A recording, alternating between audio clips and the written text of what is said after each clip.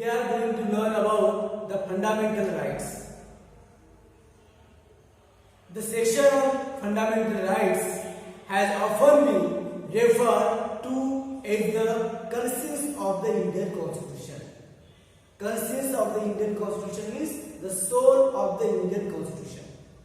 Colonial rule had created a certain suspicion of the state in the minds of the nationalists, and they wanted to ensure that a set of written rights would guard against the misuse of state power in independent India. Sometimes state power, they can misuse their power, and so that they ensure that a set of written rights would guard against the misuse of state in independent India. Fundamental rights therefore protected citizens against the arbitrary and absolute exercise of power by the states. The Constitution thus guarantees the rights of individuals against the state as well as against other individuals forever. The various minority communities also expressed the need for the Constitution to include rights that would protect their groups. The Constitution therefore also guarantees the rights of minority against the majority, and to protect the citizens' rights, their Constitution guarantees the rights of minority against majority. As Dr. B.R. Ambedkar has said about these fundamental rights, and their object is twofold object. The first object is that every citizen must be in a position to claim those rights. That is the first object. That every citizen must be in the position to claim their fundamental right. And secondly, these rights must be binding upon every authority that has got to the power to make laws. In addition to fundamental rights, the Constitution also has a section called Directive Principles of State Policy. This section was designed by the members of the Constituent Assembly to ensure greater social and economic reforms, and to serve as a guide to the independent Indian state to institute laws and policies that help reduce the poverty of the masses.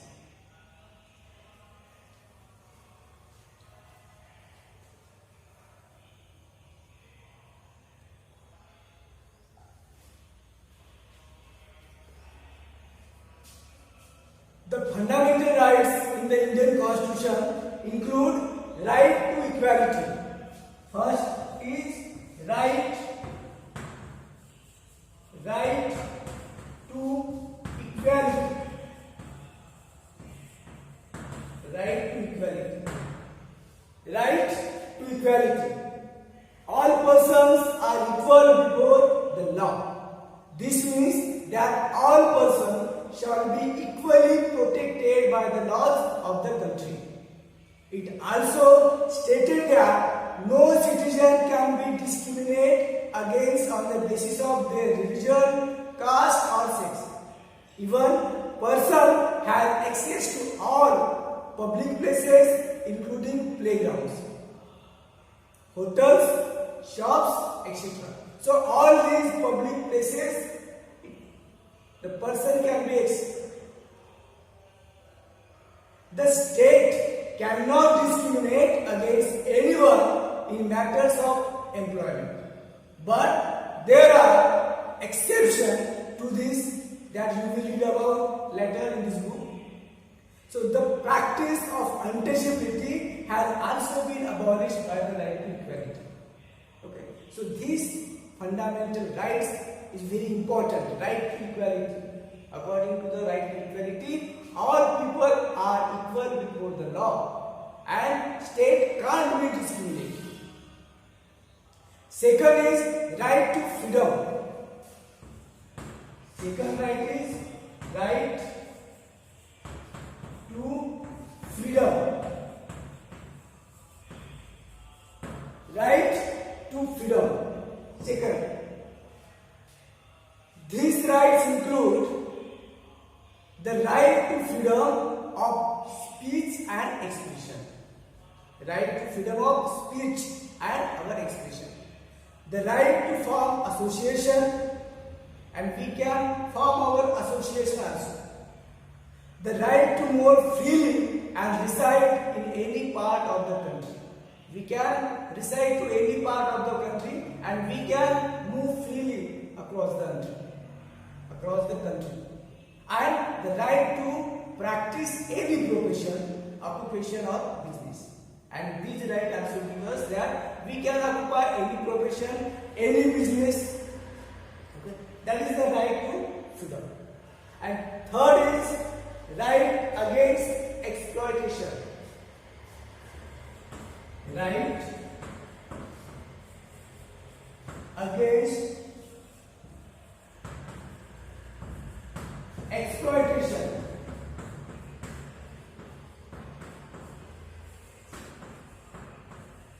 Right against exploitation.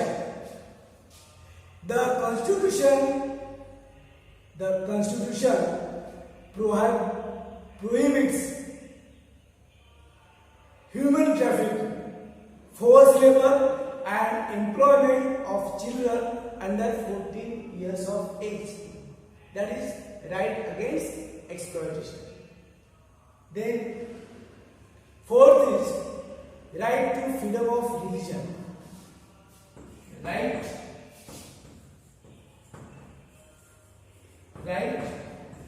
to freedom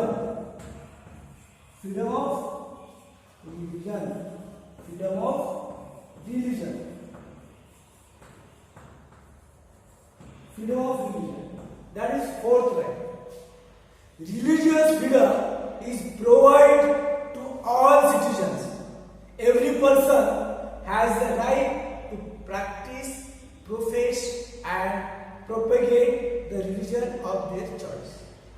Means people, they can change their religion according to their choice. They can practice, they can profess according to their choice. Okay? That is the right to freedom of religion. And fifth is culture and educational right.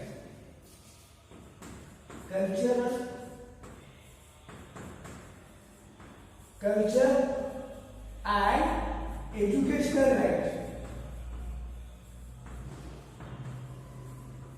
Educational right. It is fifth fundamental right. The Constitution states that all minorities, religious or linguistic, can set up their own educational institution in order to preserve and develop their own culture.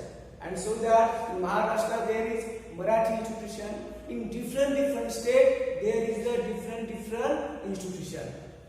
In Muslim there is madrasa also, okay, to protect their religion. So that is they have to protect their culture, they have to spread their culture. So that is the right given by the Constitution, that cultural and educational right.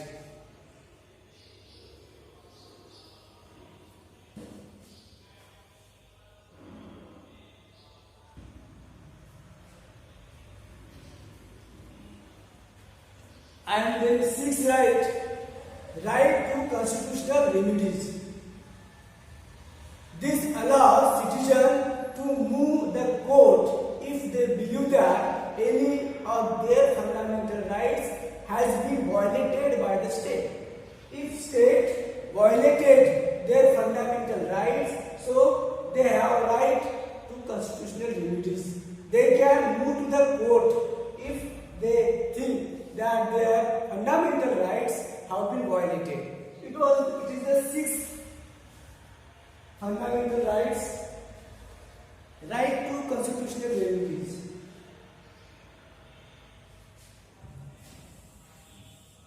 Sixth right is right to constitutional remedies. Okay. Right to constitutional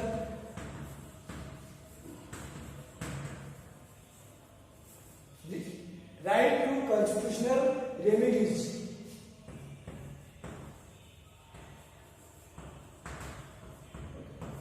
So these are the 6 fundamental rights according to the right to constitutional remedies. If any person feel that his fundamental rights violated by the state or any person, so he can go to the court, he can move to the court for to protect his fundamental rights. So these are the 6 fundamental rights. So we are learning about the key features of the constitution. We learn 4 key features. Okay, there are fundamental rights. It is 4 key features. Okay, and now 5th is secularism. Secularism is a very important key feature of the constitution. Secularism means a secular state is one in which the state does not officially promote any one religion as the state religion. Means state does not officially promote any one religion as the official religion. A secular state is one in which the state does not officially promote. State government can't be officially promote any one religion as the state religion. They should be equally treated to all religion. Means Hindu, Muslim, Sikh, Isai, all the religions they have to treat it equally. State can't promote any one religion as the official religion. That's called secularism. We will read more about this in the next chapter. You now understand the way in which a country's history often determines the kind of constitution that a country adopts for itself. The constitution plays a crucial role in laying out the ideas that we would like all citizens of the country to adhere to, including the representative that we elect to rule us. Just like in the game of football, a change of constitutional rules all affect the game. Indian constitution has been amended over the years to reflect new concerns of the polity.